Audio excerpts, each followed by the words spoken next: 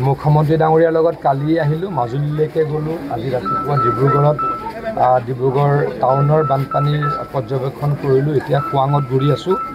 ইয়াতে এটা ৰিং বান্ধ কেইবা জেগাতো ভাঙিছে। সেইটো বহুত আগতে পঞ্চায়ত বিভাগে বনাইছিলে, কিন্তু মই ইতিমধ্যে আমাৰ জলসম্পদ বিভাগৰ বিষয়া আৰু ইঞ্জিনিয়াৰসকলক সেই জেগাখিনি ফিল আপ কৰিবলৈকে যাৱতীয় নিৰ্দেশ দিছোঁ। আৰু মই ভাবিছোঁ যে পানী অলপ কমাৰ পাছত 15 দিন 20 দিন পাছত মই নিজে আকৌ এবাৰ আহিম, আহি ভালকৈ চাম। বানপানীৰ সময়ত মথাউৰি ক'ত ভাঙিছে, কেনেকৈ ভাঙিছে ইমান ভালকৈ ধৰিব নোৱাৰি। গতিকে মই আকৌ নিশ্চয়কৈ অতি সোনকালে আহিম আৰু খুব ভালদৰে আমাৰ ৱাটাৰ ৰিচোৰ্চৰ যি স্পেচিফিকেশ্যন, সেই স্পেচিফিকেশ্যনৰে এই ৰিং বান্ধটো ভালদৰে কাম কৰি দিম। মই এতিয়া বানপানীৰ সময়ত আৰু বিশেষ অধিৱেশনৰ কথা থাকে নেকি? আমি বানপানীৰ সময়ত মানুহক সহায় কৰিব খুজিছোঁ, তেওঁলোকে ৰাজনীতি কৰিব খুজিছে।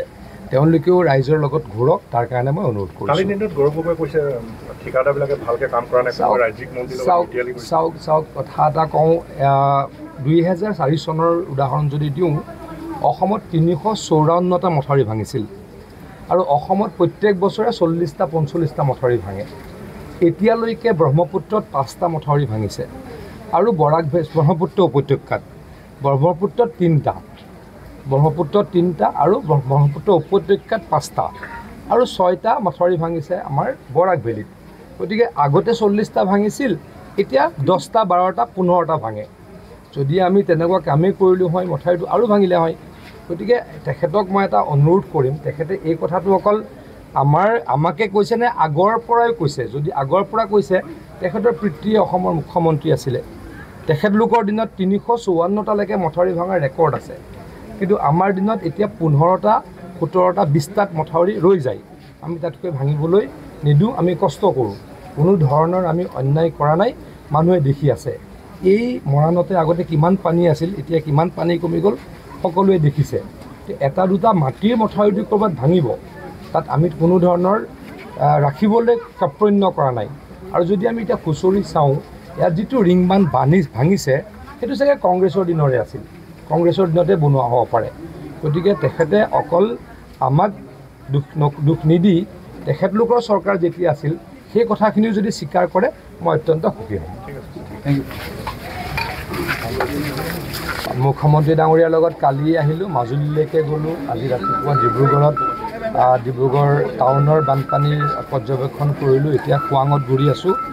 ইয়াতে এটা ৰিং বান্ধ কেইবা জেগাতো ভাঙিছে। সেইটো বহুত আগতে পঞ্চায়ত বিভাগে বনাইছিলে, কিন্তু মই ইতিমধ্যে আমাৰ জলসম্পদ বিভাগৰ বিষয়া আৰু ইঞ্জিনিয়াৰসকলক সেই জেগাখিনি ফিল আপ কৰিবলৈকে যাৱতীয় নিৰ্দেশ দিছোঁ।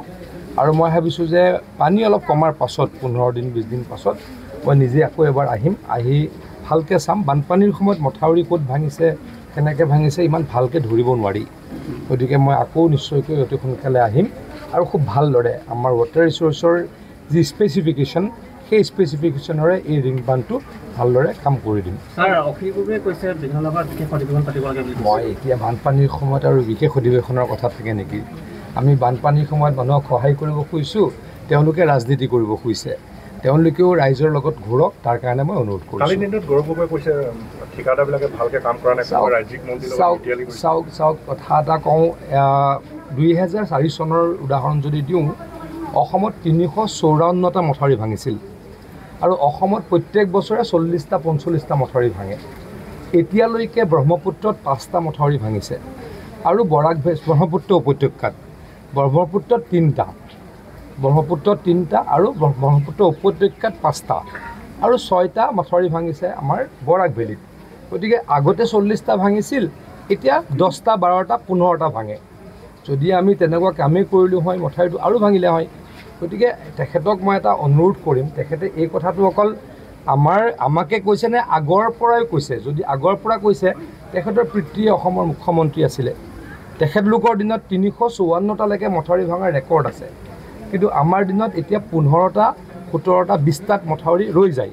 আমি তাতকৈ ভাঙিবলৈ নিদিওঁ, আমি কষ্ট কৰোঁ। কোনো ধৰণৰ আমি অন্যায় কৰা নাই, মানুহে দেখি আছে। এই মৰাণতে আগতে কিমান পানী আছিল, এতিয়া কিমান পানী কমি গ'ল সকলোৱে দেখিছে। এটা দুটা মাটিৰ মথাউৰি ক'ৰবাত ভাঙিব, তাত আমি কোনো ধৰণৰ ৰাখিবলৈ কাৰ্পণ্য কৰা নাই। আৰু যদি আমি এতিয়া খুচৰি চাওঁ ইয়াত যিটো ৰিং বান্ধ ভাঙিছে সেইটো চাগে কংগ্ৰেছৰ দিনৰে আছিল, কংগ্ৰেছৰ দিনতে বনোৱা হ'ব পাৰে। গতিকে তেখেতে অকল আমাক দুখ নিদি তেখেতলোকৰ চৰকাৰ যেতিয়া আছিল সেই কথাখিনিও যদি স্বীকাৰ কৰে মই অত্যন্ত সুখী হ'ম।